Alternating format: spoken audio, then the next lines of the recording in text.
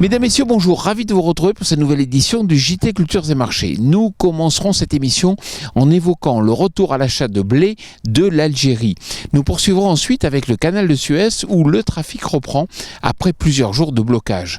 Nous tenterons ensuite de comprendre pourquoi les cours du tourteau et de l'huile de soja prennent une direction opposée. Enfin, nous évoquerons la chute du prix du blé en mer Noire. Le repli généralisé des matières premières agricoles de 25 € par tonne depuis 20 jours ravive l'intérêt des acheteurs internationaux. C'est notamment le cas de l'Algérie qui revient à l'achat de blé. Les opérateurs seront vigilants sur le volume et l'origine sélectionnée suite à cet appel d'offres. Pour mémoire, la dernière fois, ce pays avait contractualisé avec des blés argentins et américains, ce qui avait fait baisser le marché français. Mais les origines européennes ont depuis retrouvé un peu de compétitivité. Les cours du pétrole ne baissent plus car la navigation a enfin repris sur le canal de Suez après une semaine de blocage suite à l'échouage d'un gigantesque porte-conteneurs.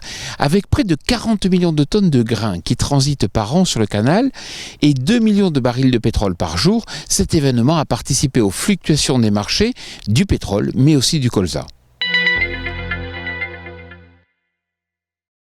La Chine diminue ses achats de tourteaux soja alors que la demande reste ferme sur l'huile.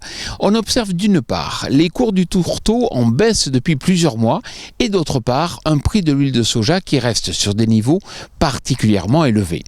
Encore une fois, c'est la Chine qui donne le ton sur les marchés. Si la demande en huile venait à baisser dans ce pays, les cours suivraient sûrement le même chemin que ceux du tourteau de soja. Vigilance donc.